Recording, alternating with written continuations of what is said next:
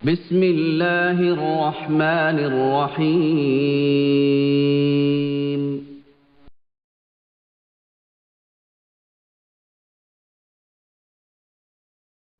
السلام علیکم ورحمۃ اللہ وبرکاتہ۔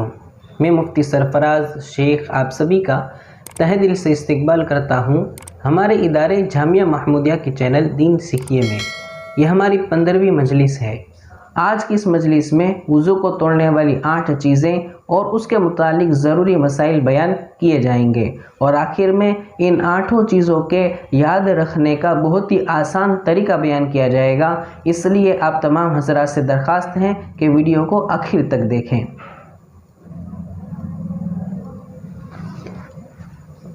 وضو کو توڑنے والی چیزیں: نمبر 1، پیشاب یا پاخانہ کرنا یا ان دونوں راستوں سے کسی چیز کا نکلنا۔ نمبر 2، پیچھے کی راہ سے ہوا کا نکلنا۔ نمبر 3، بدن کے کسی حصے سے خون یا پیپ کا نکل کر بہہ جانا۔ نمبر 4، منہ بھر کر قے کرنا یعنی الٹی کرنا۔ نمبر 5، لیٹ کر یا سہارا لگا کر سو جانا۔ نمبر 6، بیماری یا کسی اور وجہ سے بے ہوش ہو جانا۔ نمبر 7، پاگل ہو جانا۔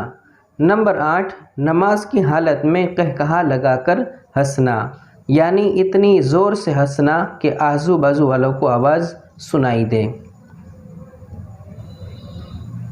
یاد رہے، نماز کی حالت میں قہقہا لگا کر ہنسنے سے ہی وضو ٹوٹے گا۔ اس کے علاوہ 2 اور چیزیں ہیں۔ نمبر 1، تبسم یعنی مسکرانا، اور نمبر 2، ضحک یعنی اتنا زور سے ہنسنا کہ خود کی آواز صرف خود ہی کو سنائی دے۔ تو ان دونوں چیزوں سے یعنی تبسم اور ضحک سے وضو نہیں ٹوٹے گا۔ وضو کو توڑنے والی چیزوں کے بعد اب اس کے متعلق ضروری مسائل ترتیب کے ساتھ آپ حضرات کے سامنے بیان کیے جائیں گے۔ اگر بدن کے کسی حصے پر خون یا پیپ نکلے اور وہ اتنی زیادہ مقدار میں نہ ہو بلکہ خون یا پیپ زخم کے اندر ہی رہے تو اس سے وضو نہیں ٹوٹے گا۔ لیکن اگر بدن کے کسی حصے پر خون یا پیپ اتنا زیادہ نکلا کہ زخم سے بہہ گیا، یا خون زخم سے اتنا اونچا ہو گیا کہ اگر اتنا اونچا نہ ہوتا تو بہہ جاتا، تو اس سے بھی وضو ٹوٹ جائے گا۔ مچھر یا کھٹمل جیسے چھوٹے کیڑے مکوڑوں کے کاٹنے سے اور ان کے خون پینے سے وضو نہیں ٹوٹتا۔ وضو کرنے کے بعد کپڑے بدلنے یا سطر کے کھولنے یعنی ناف سے لے کر گھٹنوں تک کے حصے کو کھولنے سے وضو نہیں ٹوٹتا۔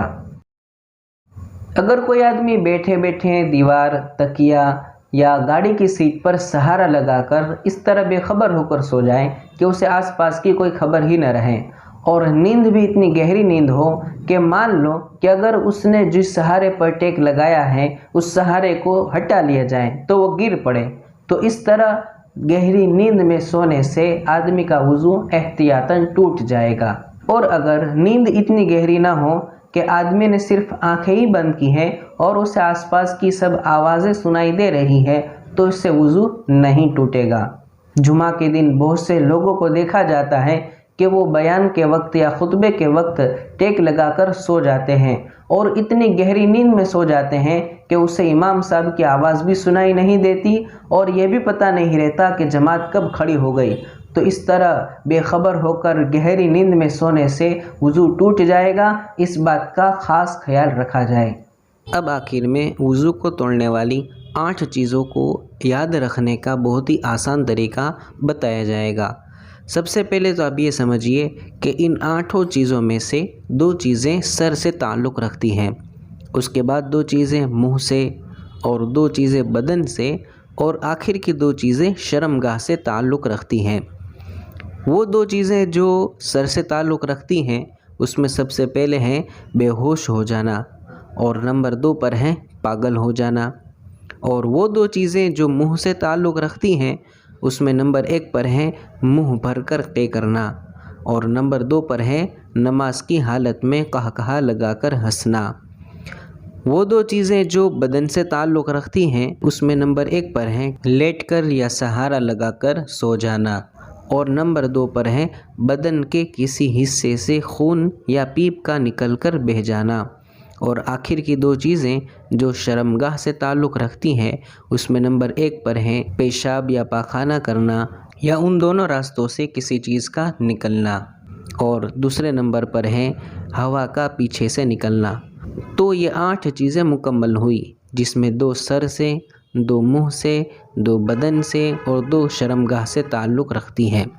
اس طرح ان 8 چیزوں کو یاد رکھنا بہت ہی آسان ہے۔ آج کے لیے بس اتنا ہی۔ اگر آپ نے ہمارے اس چینل کو سبسکرائب نہیں کیا ہے تو جلدی سے سبسکرائب کر لیں اور بیل آئیکن کو بھی دبا لیں، اور اس ویڈیو کو اپنے تمام واٹس ایپ گروپ میں شیئر کیجیے۔ السلام علیکم ورحمۃ اللہ وبرکاتہ۔